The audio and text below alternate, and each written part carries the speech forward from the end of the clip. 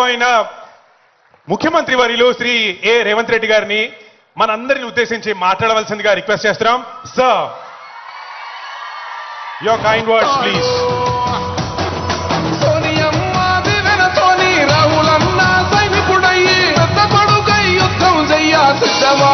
రేవంత్ అన్నా మూడు రంగుల జెండా పట్టి సింగమోలే కదిలినాడు ఒక్కరో కాంగ్రెస్ సూరి. అంతర్జాతీయ మాదక ద్రవ్యాల నియంత్రణ దినోత్సవ కార్యక్రమానికి నాతో పాటు ముఖ్య అతిథులుగా యువ మిత్రులు, ఫిల్మ్ ఇండస్ట్రీలో ఒక నూతన శకాన్ని ప్రారంభించిన రామ్ చరణ్ గారు,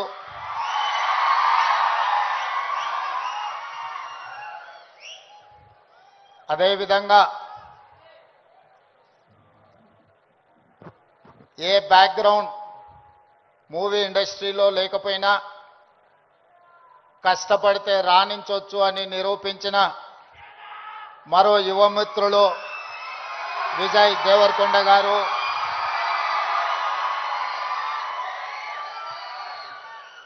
సహచర మంత్రివర్గ సభ్యులు అడ్లూరి లక్ష్మణ్ గారు, చేవెళ్ల పార్లమెంట్ సభ్యులు కొండా విశ్వేశ్వరరెడ్డి గారు, రాజ్యసభ సభ్యులు Anil Kumar Yadav garu, film development corporation chairman Venkataramana Reddy, మనందరం గౌరవంగా పిలుచుకునే దిల్ రాజు గారు, అదేవిధంగా Telangana police department DGP Jitender garu, Telangana anti narcotics bureau DG Sandeep Shandilya garu, ఇతర పోలీస్ ఉన్నతాధికారులు, డ్రగ్స్ మహమ్మారిని నియంత్రించాలి అని, స్పోర్ట్స్ని ఆదర్శంగా తీసుకోవాలని మీ అందరినీ ప్రభావితం చేయాలని విచ్చేసిన పుల్లెల గోపీచంద్ గారు, అదేవిధంగా ఈ కార్యక్రమంలో పాల్గొన్న కవులు, కళాకారులు, వందలాది మా యువమిత్రులందరికీ కూడా మనస్ఫూర్తిగా తెలంగాణ రాష్ట్ర ముఖ్యమంత్రిగా స్వాగతం పలుకుతున్నా. మిత్రులారా, ఈ ప్రాంతానికి, ఈ ప్రజలకు ఒక గొప్ప చరిత్ర ఉన్నది. ఆనాటి కొమరం భీముడు, రామ్జీ గోండు నుంచి మొదలు పెడితే మలితరం తెలంగాణ ఉద్యమంలో నిజాంలకు, రజాకర్లకు వ్యతిరేకంగా పోరాటం చేసిన చాకలి ఐలమ్మ, దొడ్డి కొమరయ్య, అదేవిధంగా సర్దార్ సర్వాయి పాపన్న గౌడ్ లాంటి పోరాట యోధులు ఈ తెలంగాణ ప్రాంతానికి ఒక స్ఫూర్తి. ఇంతకుముందు అక్కడ ఒక యువమిత్రుడు గుర్తు చేస్తున్నారు, మన్యం వీరుడు అల్లూరి సీతారామరాజు నుంచి మొదలు పెడితే నల్లమల వీరుడు కొమరం భీముడు వరకు ఈ ప్రాంతం ఒకనాడు జల్ జమీన్ జంగల్ కోసం పోరాటం చేస్తే మలితరంలో భూమి కోసం, భుక్తి కోసం, విముక్తి కోసం జరిగిన పోరాటాలు ఈ ప్రాంతంలో ఎక్కడ చూసినా మీకు కనిపిస్తాయి. ఇవాళ మీరు ఎక్కడికి వెళ్ళినా, అది ఆదిలాబాద్ కావచ్చు, వరంగల్ కావచ్చు, నల్లగొండ కావచ్చు, లేదా నల్లమల అడవి కావచ్చు, మన ప్రాంతం, మన ప్రజలు ఒక పోరాటానికి స్ఫూర్తినిచ్చిన వాళ్ళు. ఆ పోరాట స్ఫూర్తి నుంచి వచ్చిన ఉద్యమమే తెలంగాణ ఉద్యమం.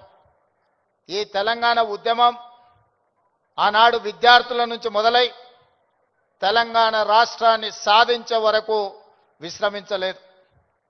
ఆనాటి యూనివర్సిటీలు, కళాశాలలు ఉద్యమ వేదికలై ఉస్మానియా యూనివర్సిటీ, కాకతీయ యూనివర్సిటీల నుంచి మొదలు పెడితే తెలంగాణ నలుమూలల 4 కోట్ల మంది తెలంగాణ ఉద్యమంలో ముందు బాగానే నిలబడి దేశానికే కాదు ప్రపంచానికి ఒక స్ఫూర్తినిచ్చి మేము అనుకున్న ఆకాంక్ష నెరవేర్చుకునే వరకు మేము విశ్రమించము, మా రాష్ట్రాన్ని మేము సాధించుకుంటాము అని చెప్పి ఒక ఉద్యమ స్ఫూర్తిని నింపి ఇవాళ తెలంగాణ రాష్ట్రాన్ని సాధించుకొని 11 సంవత్సరాలు పూర్తి చేసుకుంటున్న సందర్భంలో ఉద్యమ స్ఫూర్తితో ముందుకు వెళ్లాల్సిన తెలంగాణ రాష్ట్రం ఈరోజు డ్రగ్స్ మహమ్మారికి బలి అవుతున్నది అని అంటే ఇది ఎంతో బాధపడవలసిన సందర్భము.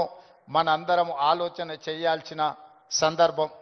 మిత్రులారా, ఒకనాడు తెలంగాణ గడ్డ ఉద్యమాలకు వేదికైతే ఈనాడు ఇదే తెలంగాణ ప్రాంతం గంజాయికో డ్రగ్స్కో వేదికగా మారితే ఇది మనకు అవమానమా, ఇది మనకు ఆత్మగౌరవమా? ఒకసారి ఆలోచన చేయండి. అందుకే డిసెంబర్ 7, 2023 నాడు తెలంగాణ రాష్ట్ర 2వ ముఖ్యమంత్రిగా ప్రమాణ స్వీకారం చేసిన మరుక్షణం స్పష్టంగా చెప్పిన తెలంగాణ గడ్డ మీద గంజాయి కాదు కదా, గడ్డి పరకైనా మాదక ద్రవ్యాల వైపు ఆలోచన చేస్తే వాళ్ళ వెన్ను విరుస్తాము అని చెప్పి తెలంగాణ రాష్ట్ర ప్రభుత్వం స్పష్టంగా చెప్పింది.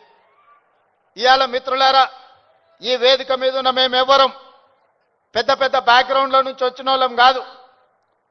చరణ్కు బ్యాక్గ్రౌండ్ ఉంది, కానీ చరణ్ని ప్రభావితం చేసిన చిరంజీవి గారు ఏ బ్యాక్గ్రౌండ్ లేకుండా కష్టపడి కింది నుంచి ఈరోజు దేశమే గర్వించదగ్గ ఒక మహానటుడుగా ఈరోజు ఒక మంచి మనిషిగా గుర్తింపు పొందిండు అని అంటే దాదాపుగా 50 సంవత్సరాల నిరంతర శ్రమ, కఠోరమైన దీక్షతోని వాళ్ళు రాణించగలిగినారు. వాళ్ళు కఠోరమైన కష్టాలను ఎదుర్కొని, కష్టాలు వచ్చినా, ఇబ్బందులు ఎదురైనా, అవమానాలకు లోనైనా ఏ రోజు కూడా బాధతో కుంగిపోలేదు. భయంతో మాదక ద్రవ్యాల వైపు లేకపోతే వ్యసనాల వైపు బానిసలు కాలేదు. నిటారుగా నిలబడి వాటిని ఎదుర్కొని ఈరోజు ప్రపంచానికే ఆదర్శంగా నిలబడే విధంగా ఈరోజు వాళ్ళు రాణించారు. మరి ఈనాడు మనమందరం ఆలోచన చేయాలి. ఉద్యమ స్ఫూర్తి అయిన తెలంగాణ రాష్ట్రం, ఉద్యమాలతోనే సాధించుకున్న తెలంగాణ రాష్ట్రంలో ఈరోజు పాఠశాలల నుంచి కళాశాలల వరకు, కళాశాలల నుంచి యూనివర్సిటీల వరకు విద్యార్థులు గంజాయి ప్రభావితానికో లేకపోతే డ్రగ్స్ మహమ్మారికి బలైపోతున్నారు అని అంటే మనందరం చూసుకుంటూ కూర్చుందామా? ఒకసారి ఆలోచన చేయండి. అందుకే మిత్రులారా, ఈరోజు ప్రపంచ దేశాలలో అత్యధిక జనాభా ఉన్న దేశం భారతదేశం. కానీ ఈరోజు మీరు ఆలోచన చేయండి, మొన్న జరిగిన ఒలింపిక్స్ క్రీడల్లో పుల్లెల గోపీచంద్ గారు తయారు చేసిన వాళ్ళు కాస్తో కూస్తో మెడల్స్ సాధించి, సానియా మిర్జా కావచ్చు, లేకపోతే పివి సింధు కావచ్చు, లేదా నిఖత్ జరీన్ కావచ్చు, లేకపోతే సిరాజుద్దీన్ కావచ్చు, వీళ్ళు క్రీడలలో రాణించి ఈ దేశ ప్రతిష్టను కాపాడిన. ఒకవైపు 140 కోట్ల జనాభా ఉన్న భారతదేశం ఒలింపిక్స్ లో ఒక గోల్డ్ మెడల్ సాధించలేదు అని అంటే ఇది ప్రపంచంలో మనకు అవమానం కాదా? ఒక్కసారి ఆలోచన చేయండి. ఈరోజు ఈ దేశంలో ఉన్న జనాభాలో 15 సంవత్సరాలు పైబడి 40 సంవత్సరాల లోపల ఉన్న యువత 68%. 140 కోట్ల జనాభాలో 68% యువత ఉన్న దేశం ప్రపంచంలో ఏకైక దేశం భారతదేశం. ఈ భారతదేశం ఒలింపిక్స్ లో ఒక గోల్డ్ మెడల్ సాధించలేదు అని అంటే మనందరం ఆలోచన చేసి ఈరోజు ఒక నిర్ణయం తీసుకోవాలి. అందుకే మిత్రులారా, ఈరోజు మీ అందరినీ వేదిక మీద నుంచి ఈడికొచ్చిన వాళ్ళు 100ల మందే ఉండొచ్చు, కానీ తెలంగాణ రాష్ట్రంలో ఉన్న లక్షలాది మంది విద్యార్థులను ఈ వేదిక మీద నుంచి నేను అడుగుతున్న మీ రేవంత్ అన్నగా, ఇది మన దేశానికి మన రాష్ట్రానికి గౌరవాన్ని తెచ్చిపెట్టేదేనా? ఈ గంజాయికి బానిసలం అయితే ఈ రోజు ఈ దేశం మనుగడ సాధిస్తుందా? ఇంతకుముందు మిత్రులు చెప్పినట్టు మన దేశం యొక్క యువ సంపదను నిర్వీర్యం చేయాలి అంటే విజయ్ దేవరకొండ ఒక అంశాన్ని ప్రస్తావించండు. ప్రపంచ దేశాల ఆర్థిక వ్యవస్థను అధిగమించి సాంకేతికంగా అన్ని రకాలుగా ఈ దేశం ముందుకు వెళ్తే ఈ దేశాన్ని ఇంకా ఎదుర్కోలేము అన్నవాళ్ళు ఏదో రకంగా మనల్ని దెబ్బతీయాలని చూస్తారు. ఆ దెబ్బతీయడానికి ఒకరు యుద్ధం ఎన్నుకోవచ్చు, ఇంకొకరు కోవిడ్ ఎన్నుకోవచ్చు, ఇంకొకరు గంజాయి లేదా డ్రగ్స్ ఎన్నుకోవచ్చు. శత్రులు ఏమైతే కోరుకుంటున్నారో, ఏ ఆలోచనతో ఈ దేశాన్ని నిర్వీర్యం చేయాలనుకుంటున్నారో అందులో మనం భాగస్వాములం అవుదామా, వాటిని ఎదుర్కొని నిటారుగా నిలబడదామా, ఈరోజు ఆలోచన చేయండి మిత్రులారా. ఇవాళ పంజాబ్ హర్యానా ప్రాంతాలలో, దేశ సరిహద్దు ప్రాంతాలలో దేశ రక్షణకు ఉక్కు కవచంగా నిలబడ్డ పంజాబ్ రాష్ట్రం, పోరాటాలకు దేశ స్వతంత్రంలో అగ్రభాగాన నిలబడ్డ పంజాబ్ ఈరోజు డ్రగ్స్ మహమ్మారిలో కొట్టుకుపోతుంది. ఇవాళ పంజాబ్ రాష్ట్రం నిర్వీర్యమైంది. అక్కడి యువత బానిసలుగా మారి గంజాయికు డ్రగ్స్కు లోనై ఈరోజు ఆ కుటుంబాలు ఈరోజు అంతులేని దుఃఖంలో మునిగి తేలుతున్నారంటే దీనికి కారణాన్ని మనం ఆలోచన చేయాల్సిన అవసరం ఉన్నది. ఇవాళ ఒకనాడు యుద్ధం అంటేనే పంజాబీ వీరులు యుద్ధంలో ముందు బాగానే నిలబడి దేశాన్ని గెలిపించిన వాళ్ళు. ఈరోజు మరి అలాంటి వీరులున్న పంజాబ్ రాష్ట్రం నిర్వీర్యం అయిపోయి అక్కడి యువత గంజాయి డ్రగ్స్కి బానిసలు అవుతున్నారు అని అంటే ఇది ఎంత వేగంగా మనల్ని కబలిస్తుందో ఒక్కసారి ఆలోచన చేయండి. అందుకే డిసెంబర్ 7, 2023 నాడు బాధ్యత చేపట్టిన తర్వాత ఉన్నతాధికారులను, మా మంత్రివర్గ సహచరులను సమీక్షకు పిలిచి స్పష్టమైన ఆదేశాలు ఇచ్చిన. ఈ రాష్ట్ర సరిహద్దుల్లో ఎవరైనా కాలు పెట్టాలి అని అంటే 100 సార్లు ఆలోచన చెయ్యాలి. ఈ ప్రాంతంలో అడుగు పెడితే తిరిగి పోము. అది గంజాయి అయినా, అది డ్రగ్స్ అయినా, ఇంకే రకమైన మాదక ద్రవ్యాలు తెలంగాణ సరిహద్దులను దాటనివ్వద్దు. అవసరమైతే సరిహద్దులు దాటి వాళ్ళ వెన్ను విర్చాలి అని చెప్పి ఈరోజు నేను మా అధికారులకు ఆదేశాలు ఇచ్చిన. ఇవాళ ఈ అంతర్జాతీయ డ్రగ్స్ నియంత్రణ ఈ దినోత్సవం ఈరోజు ఈ కార్యక్రమంలో యువ మిత్రులు రామ్ చరణ్ కావచ్చు, విజయ్ దేవరకొండ కావచ్చు, వాళ్ళు ఎంత బిజీ స్కెడ్యూల్ ఉన్నా ఇవాళ మేమందరం కూడా ఇక్కడ ఎందుకు వచ్చినామంటే ఈ యువతకు ఒక స్ఫూర్తిని ఇవ్వాలి, ఈ యువతకు ఒక సందేశాన్ని ఇవ్వాలి, తెలంగాణ రాష్ట్రం దేశానికి ఆదర్శంగా నిలబడాలి అని. అదేవిధంగా మిత్రులారా, ఈరోజు తెలంగాణ రాష్ట్రం అంటే ఒక ఐటీ హబ్, ఈరోజు తెలంగాణ రాష్ట్రం అంటే ఒక ఫార్మా హబ్, ఈరోజు ఈ తెలంగాణ రాష్ట్రం మీరందరూ మనమందరం ఉండంగా ఇది ఒక గంజాయికో డ్రగ్స్కో హబ్గా మారితే మనందరము ఈరోజు విఫలమైనట్టే, తెలంగాణ రాష్ట్రానికి అన్యాయం చేసిన వాళ్ళం అవుతాం. అందుకే ఈరోజు ఏ పాలసీ లేని తెలంగాణ రాష్ట్రానికి స్పోర్ట్స్ పాలసీని తీసుకొచ్చినాం. యువతను సరైన మార్గంలో పెట్టాలి, వాళ్ళకు అవకాశాలు కల్పించాలి, వాళ్ళను అభివృద్ధి పదం వైపు నడిపించాలి. అందుకే నూతన విధానం ద్వారా యంగ్ ఇండియా స్కిల్స్ యూనివర్సిటీని తీసుకొచ్చినాం. ఈరోజు ప్రతి సంవత్సరం 1,10,000 మంది ఇంజనీరింగ్ విద్యార్థులు గ్రాడ్యుయేట్స్ అవుతుంటే 1,10,000 మందికి ఇంజనీరింగ్ పట్టాలు ఇస్తున్నాం. కానీ వాళ్ళకి సరైన సాంకేతిక పరిజ్ఞానాన్ని, సరైన అనుభవాన్ని మనం అందించలేకపోతున్నాం. అందుకే ఒక పక్కన డిమాండ్ ఉంది, ఇంకొక పక్కన సప్లై ఉంది. కానీ డిమాండ్ సప్లై మధ్యలో there is an gap between demand and supply. అందుకే ఈరోజు ఆ డిమాండ్ అండ్ సప్లైని బ్యాలెన్స్ చేయడానికి యంగ్ ఇండియా స్కిల్స్ యూనివర్సిటీని ఈ రాష్ట్రంలో ఉన్న యువకులకు సాంకేతిక నైపుణ్యాన్ని నేర్పించి ప్రపంచ దేశాలను శాసించే విధంగా మన యువతకు శిక్షణ ఇవ్వాలి అని ఈరోజు యంగ్ ఇండియా స్కిల్స్ యూనివర్సిటీని ప్రారంభించుకున్నాం. అదేవిధంగా ఒలింపిక్స్ చూసిన తర్వాత నేను కొన్ని దేశాలు వెళ్ళొచ్చిన. సౌత్ కొరియా 4 అంటే ఒక హైదరాబాద్ జనాభా ఎంత ఉంటుందో అంత జనాభా ఉన్న ప్రాంతంలో ఈరోజు ఒలింపిక్స్లో 32 మెడల్స్ వచ్చినాయి. 32 గోల్డ్ మెడల్స్లో ఒకే ఒక సౌత్ కొరియన్ స్పోర్ట్స్ యూనివర్సిటీ అని ఒక 30 ఎకరాలలో ఉన్న యూనివర్సిటీలో 16 గోల్డ్ మెడల్స్ వచ్చినాయి. 16 గోల్డ్ మెడల్స్లో ఒక అమ్మాయికి 3 గోల్డ్ మెడల్స్ ఒలింపిక్స్లో సాధించింది.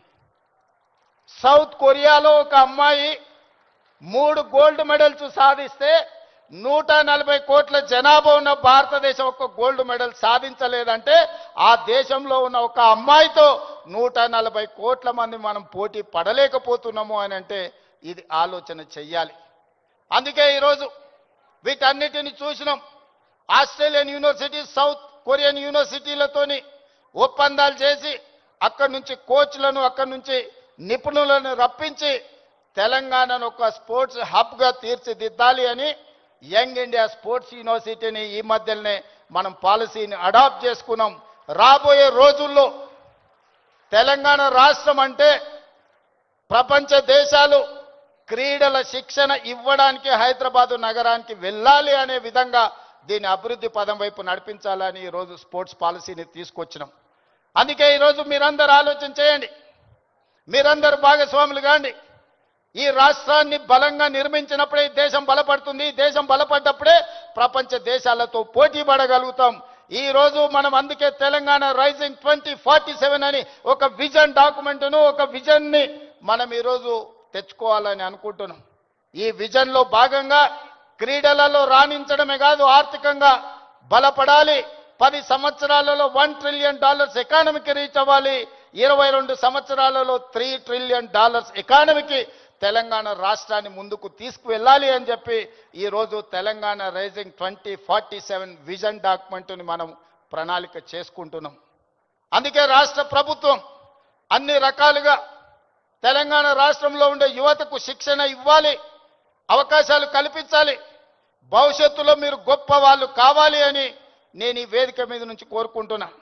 మీకందరికీ తెలియాల్సింది, చరణ్ స్కూల్కి వెళ్ళేటప్పుడు నాకు తెలుసు, ఆ రోజు నేను అనుకున్న చరణ్ రాణించాలి అని. ఈరోజు నేను గర్వంగా ఫీల్ అవుతున్నా.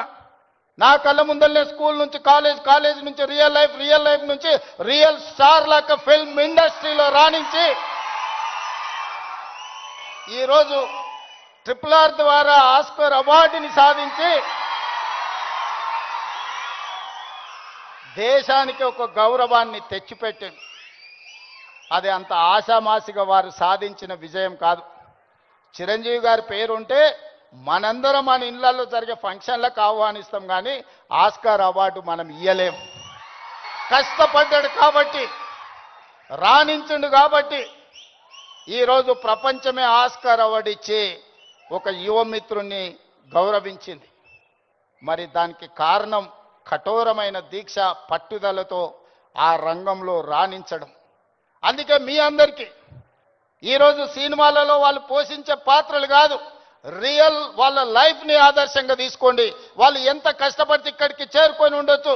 విజయ్, నేను అప్పుడప్పుడు చెప్తా ఉంటా మీకు అందరికీ, నల్లమల అడవులో నుంచి నేను ఇంత దూరం వచ్చా. ఒక ZPTC, MLC, MLA, MP, Congress president, ముఖ్యమంత్రి 16 సంవత్సరాలల్లా ఒక్కొక్క అడుగేసుకుంటూ 2016లో నేను మొదలుపెట్టిన ప్రయాణం 2023 తెలంగాణ రాష్ట్రానికి ముఖ్యమంత్రిగా ఈరోజు బాధ్యత చేపట్టిన.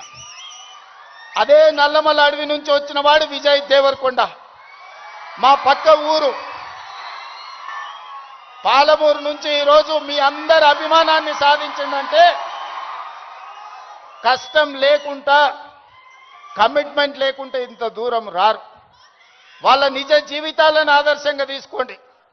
వాళ్ళు సినిమాలలో పోషించిన కొన్ని పాత్రలు పాజిటివ్ ఉండొచ్చు, నెగటివ్ ఉండొచ్చు, అవి కాదు మనకు ఆదర్శం. ఈరోజు రాణించాలి అంటే కష్టపడాలి అంటే కమిట్మెంట్ ఉండాలి.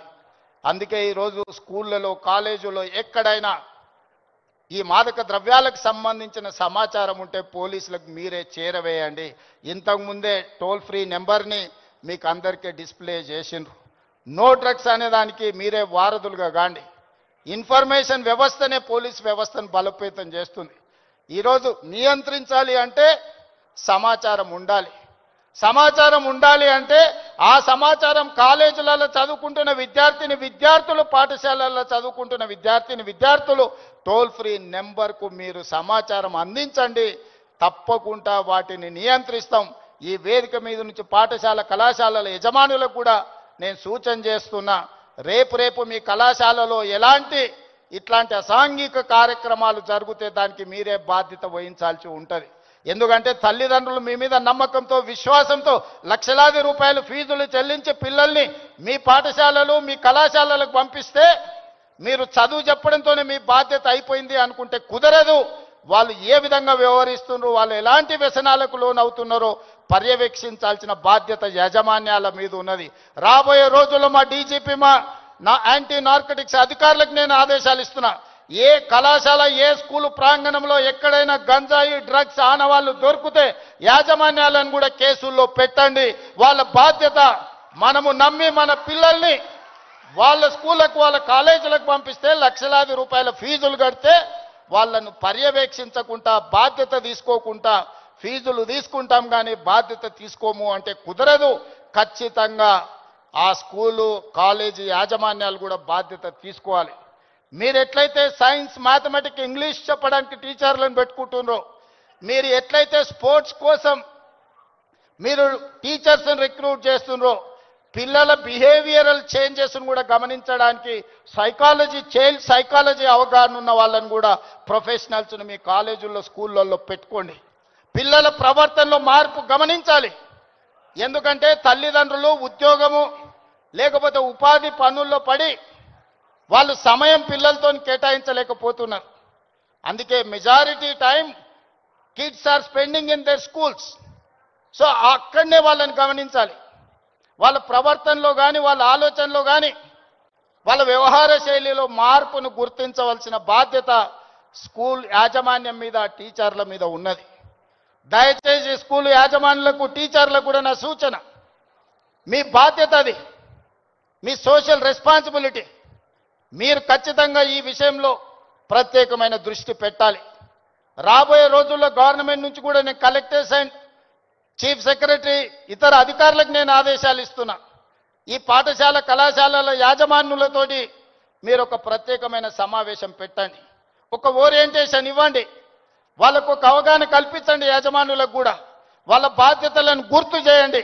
ఇది మీ బాధ్యత. మీ బడికి తల్లిదండ్రులను నమ్మి పిల్లల్ని పంపిస్తే పాఠశాలలే ఇవాళ రేపు గంజాయి చాక్లెట్లకు వేదికలు అవుతున్నాయి.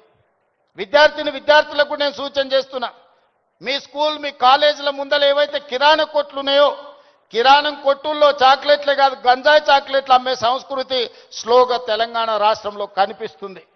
మీరు గమనించండి. అట్లాంటి వాతావరణం ఉంటే పోలీసులకు సమాచారాన్ని అందించండి. మనందరం అప్రమత్తంగా ఉన్నప్పుడే, మనందరం పోలీసింగ్ చేసినప్పుడే వీటిని నియంత్రించగలం. మనందరం మాకేం సంబంధం లేదు, తెలంగాణ రాష్ట్ర ముఖ్యమంత్రి గారి బాధ్యత లేకపోతే పోలీస్ డిపార్ట్మెంట్ బాధ్యత అని వదిలేస్తే ఈ సమాజానికి తీరని నష్టం జరుగుతుంది. ఒకనాడు ఉద్యమాల గడ్డ అయిన తెలంగాణ ఈరోజు గంజాయికి వేదిక కాకూడదనేదే నా ఆలోచన, నా విధానం. అందుకే మిత్రులారా, ఈ తెలంగాణని బలోపేతం చేసి అభివృద్ధి పదం వైపు నడిపించాలి అంటే మీరందరూ సహకరించాలి. మీరు, మేము, మనం కలిస్తేనే ఒక ఆరోగ్యవంతమైన తెలంగాణ, ఒక అభివృద్ధి చెందిన తెలంగాణ, ఒక ప్రపంచానికి ఆదర్శంగా నిలబడే తెలంగాణను తీర్చిదిద్దుకుందాం. పదే పదే మిత్రులు అంటుంటారు మనం బెంగళూరుతో పోటీ పడుతున్నాం, ముంబై, ఢిల్లీతో. బెంగళూరు, ముంబై, ఢిల్లీ, చెన్నై కాదు మన టార్గెట్ న్యూయార్క్, టోక్యో, సౌత్ కొరియాతో పోటీ పడాలి. ఇవాళ ప్రపంచంతో పోటీ పడే శక్తి, యుక్తి, యువత మన రాష్ట్రం, మన దేశంలో ఉన్నది. అందుకే మీరు, మేము, మన అందరం కలిసి ముందుకు వెళ్దాం. ఈ తెలంగాణ యాంటీ నార్కటిక్స్ బ్యూరోని ఇక ముందు ఈగల్ అని పిలువదలుచుకున్నాం. ఈగల్ గురించి మీకు తెలుసు కదా, 20-30 వేల అడుగుల పైన ఆకాశంలో ఉన్న, కింద నేల మీద ఉన్న తన టార్గెట్ను నిశితమైన దృష్టితోని చూస్తుంది. Eagle success ratio 100%. Target reach అవ్వడం అంటే ఈగల్ను చూసే నేర్చుకోవాలి. ఈరోజు అందుకే ఎలీట్ మనం ఈరోజు తెలంగాణ ప్రభుత్వం ఈ యాంటీ నార్కటిక్స్ దీంట్లో ఈరోజు ఎలీట్ గ్రూప్ని మనం ఈరోజు ఎస్టాబ్లిష్ చేస్తున్నాం. ఎందుకంటే ఈ డ్రగ్స్ ఎన్ఫోర్స్మెంట్ లాని చేయడానికి ఈగల్ అనే ఒక ఆర్గనైజేషన్ని క్రియేట్ చేస్తున్నాం. రేపు పొద్దుగాల అడవుల్లో గంజాయి పండించే వాళ్ళని కూడా ఈరోజు మనం ఈగల్కి ట్రైనింగ్ ఇస్తున్నాం. ఈ మధ్యకాలంలో యాంటీ డ్రోన్ ట్రైనింగ్ ఇచ్చినాం. ఎక్కడైనా వివిఐపీలు ఉన్న ప్రాంతంలో ఈగలు ఉంటే, సందీప్ గివ్ ఇట్ టు మీ.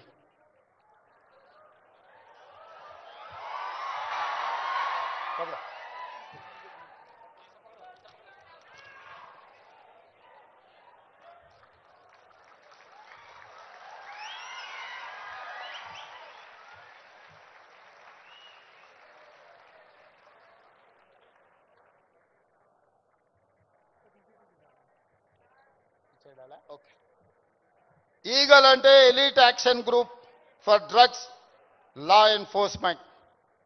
ఈ రోజు నుంచి ఈ ఆర్గనైజేషన్ పనిచేస్తుంది. ఈ గద్ద మీరు ఎక్కడ గంజాయి పండించినా కనిపెడుతుంది. ఇవాళ మీరు ఈ గద్ద అడవిలో దీనికి స్పెషల్ ట్రైనింగ్ ఇవ్వబోతున్నాం. ఎక్కడైనా ఏ పొలాలలో గంజాయి పండించినా ఖచ్చితంగా ఇవి చూస్తాయి. తెలంగాణలో ఉండే 1,50,00,000 ఎకరాల వ్యవసాయ భూముల్లో ఎక్కడైనా గంజాయి మొక్క మొలిస్తే కూడా ఈ డిపార్ట్మెంట్ గుర్తుపడుతుంది. ఈ సరిహద్దులో డ్రగ్స్ ఎవరైనా తీసుకురావాలన్నా ప్రభుత్వం వీటన్నిటిని కూడా నిశితంగా గమనిస్తుంది. అందుకే మిత్రులారా, ఈ కార్యక్రమానికి ప్రత్యేకంగా సమయం కేటాయించి తెలంగాణ రాష్ట్రంలో స్పోర్ట్స్ని ఎంకరేజ్ చేయడానికి మీకు తెలుసు, నిఖత్ జరీన్కి గ్రూప్ 1 జాబ్ డిఎస్పీ జాబ్ ఇచ్చిన బాక్సింగ్ ఛాంపియన్కి, అదేవిధంగా సిరాజుద్దీన్ క్రికెట్ వరల్డ్ కప్ సాధించిన cricket commandant group 1 police job ఇచ్చినాం. దీప్తి అని పారా ఒలింపిక్స్లో మెడల్ సాధిస్తే గ్రూప్ 2 జాబ్ ఇప్పించినాం. ఇవాళ చదువులో రాణించకపోతే మీరు స్పోర్ట్స్లో రాణించండి, మీకు మంచి మంచి ప్రభుత్వ ఉద్యోగాలు ఇచ్చే బాధ్యత నాది. ఈరోజు మీరు చదువుకుంటేనే ప్రభుత్వంలో గొప్ప వాళ్ళం అవుతాం అనుకోకండి. రాబోయే రోజుల్లో మీకు పొలిటికల్గా కూడా మీకు స్పెషల్ కోటా ఉంటుంది స్పోర్ట్స్లో రాణించిన వాళ్లకు. అందుకే ఈరోజు చదువులో రాణించండి, లేకపోతే క్రీడల్లో ముందుకు రండి. ఏది కాదన్నప్పుడు సామాజిక బాధ్యత తీసుకొని సమాజంలో హీరోలుగా నిలబడండి. మీరందరూ కూడా ఖచ్చితంగా ఈ కార్యక్రమంలో పాల్గొన్న వాళ్ళందరూ వాళ్ళ మిత్రులకు వాళ్ళ కుటుంబ సభ్యులకు ఈ సమాచారాన్ని చేరవేయాలని ఈరోజు నేను కోరుకుంటున్నా. ఈ కార్యక్రమంలో ఇంత సమయం ఇచ్చి పాల్గొన్న ప్రతి ఒక్కరికి మనస్ఫూర్తిగా ధన్యవాదాలు తెలియజేస్తూ సెలవు తీసుకుంటున్న మిత్రులారా.